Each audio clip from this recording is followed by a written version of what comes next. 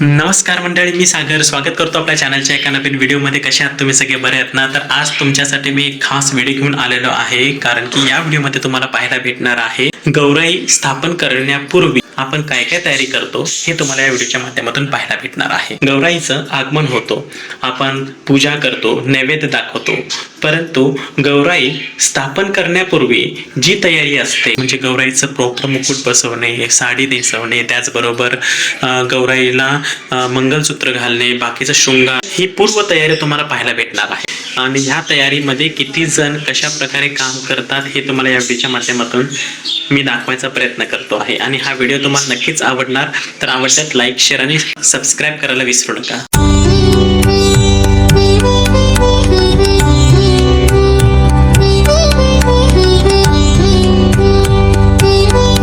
तर मंडळी, आजचा व्हिडिओ आपल्या सर्वांसाठी खूप विशेष आहे, कारण आज मी तुम्हाला असा एक क्षण दाखवणार आहे जे प्रत्येकाच्या घरी घडतोच. गणरायाचे आगमन झाल्यानंतर आपल्या घरामध्ये सर्वांना ज्याची उत्सुकता लागलेली असते तो म्हणजे गौराईचं आगमन.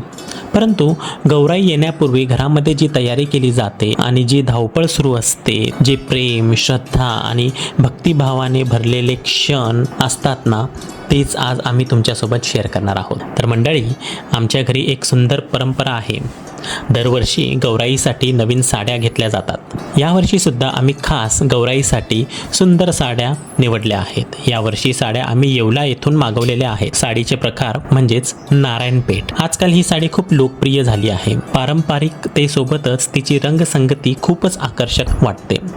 एका गौराईसाठी आम्ही ऑरेंज कलरची साडी घेतली आणि दुसऱ्या गौराईसाठी चिकू रंगाची साडी निवडली आहे.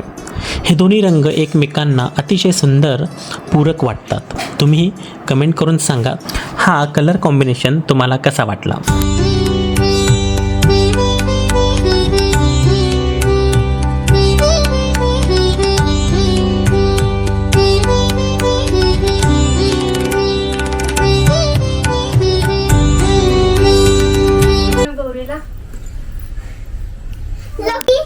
आमची गौराई, आमची गौराई. परत बोल आता. हे बघ, आपली गौराई सजवा. नाही नाही, गौराई आपण सजवाल म्हणून हे गाणं बरोबर आहे.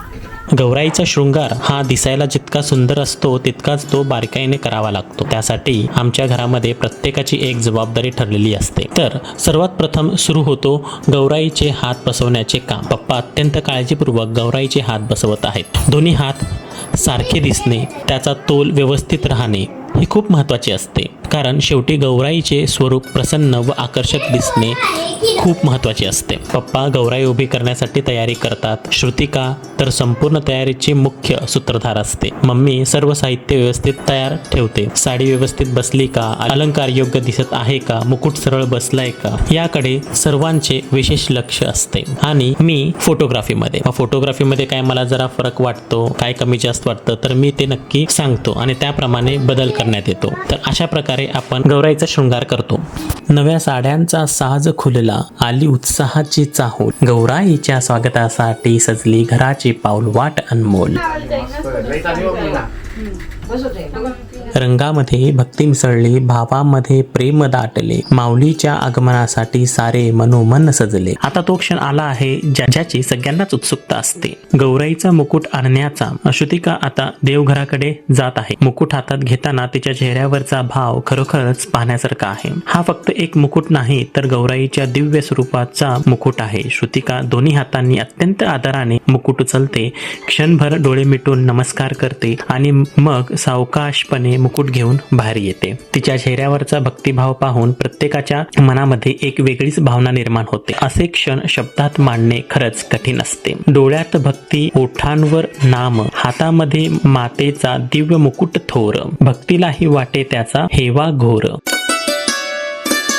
आता आपण एका मुख्य टप्प्यावर आलो आहोत. सर्वांना आता मुकुट बसवण्याची उत्सुकता लागली आहे. मुकुट बसवणं हे सर्वात जास्त संयमाचं काम असतं, कारण मुकुट किंचित जरी हलला तर पुन्हा संपूर्ण सेटिंग करावी लागते. श्रुतिका, पप्पा, मम्मी सगळेजण आतोनात प्रयत्न करतायत की मुकुट व्यवस्थित बसलं आहे की नाही, आणि मी सुद्धा कॅमेऱ्यामधून पाहत होतो. सगळेजण मिळून एकच प्रयत्न करत आहोत, मुकुट अगदी व्यवस्थित बसावं. मग आतमध्ये आहे ना फिट होण्यासाठी आहे ना व्यवस्थित कापूस किंवा थोडंसं कापड वगैरे आपण त्यामध्ये ठेवतो. इथे घालायला. हे बघू शकता असं. आणि या ठिकाणी पप्पा आता मुकुट बसवतात. लक्ष्मी माता की जय. आणि शेवटी मुकुट अगदी सुंदरपणे बसला. मुकुट बसल्यानंतर जणू गौराईच्या स्वरूपामध्ये एक वेगळंच तेज आलं. माथ्यावर मुकुट तेजाचा दिसे स्वरूप अतिशय सुंदर. दर्शनाने तिच्या भरून येई भक्तांच्या अंतरी आनंद सागर. तर अशा प्रकारे दरवर्षी आम्ही सगळे मिळून लक्ष्मी स्थापन करण्यापूर्वी हे सर्व गोष्टी आम्ही बारकाईने पाहतो आणि सर्व काही तयारी झाल्यानंतर मग आपण दोन्ही लक्ष्मीची स्थापना करतो.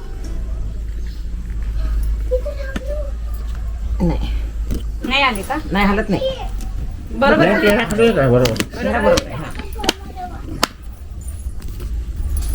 बघ आता चेहरा कसा आहे बघ रे. खाली आहे का वर आहे काय?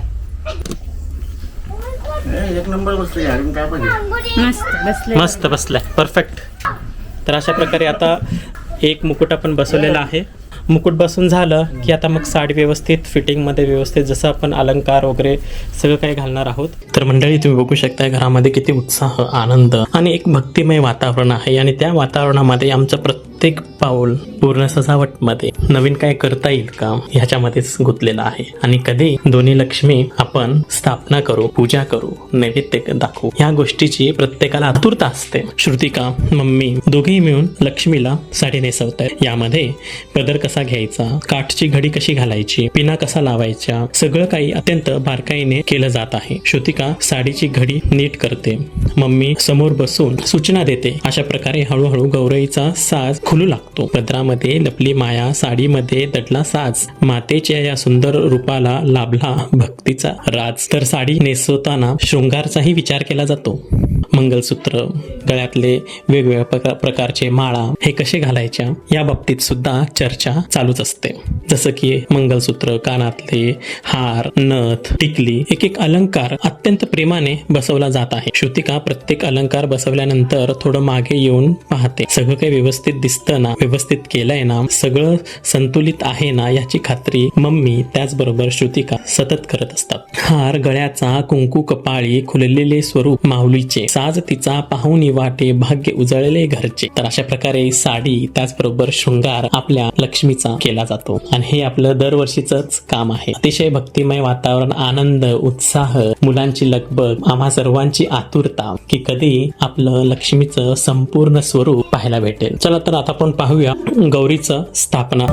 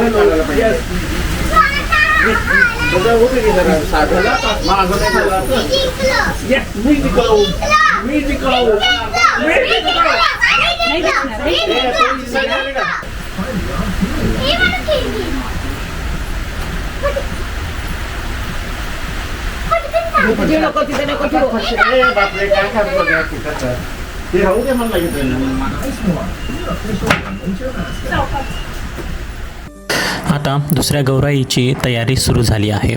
पहिल्या गौराईप्रमाणेच सर्व काही पुन्हा एकदा तितक्याच भक्तिभावाने दुसऱ्या गौराईसाठी केली जाते. गौराईच्या दोन्ही साड्या अतिशय सुंदर दिसत आहेत.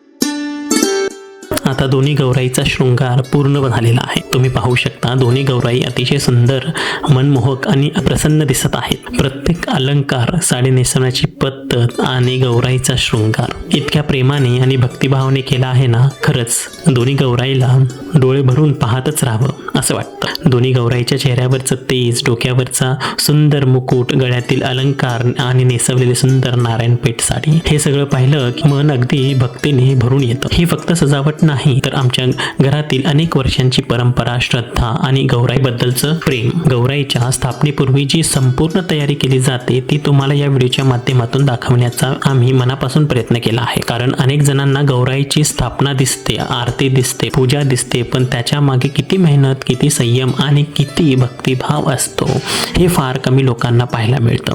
म्हणूनच हा खास क्षण तुमच्यासोबत आम्ही शेअर केलेला आहे. आई गौराई आली घरा, सुख समृद्धी घेऊन, आशीर्वादाच्या वर्षावाने कुटुंब फुलवून. साडीच्या प्रत्येक घडीत भक्तीचा सुगंध दरवळतो.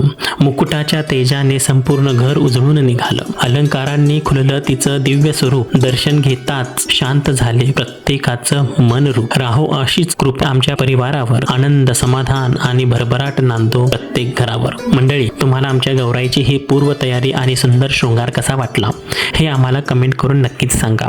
तसेच तुमच्या घरी गौराईचा शृंगार कसा केला जातो, कोणत्या परंपरा पाळल्या जातात हे आवर्जून सांगा. व्हिडिओ आवडला असेल तर लाईक नक्की करा, आपल्या मित्रपरिवारांसोबत शेअर करा आणि आमच्या चॅनलला सबस्क्राईब करून बेल आयकॉन दाबायला विसरू नका.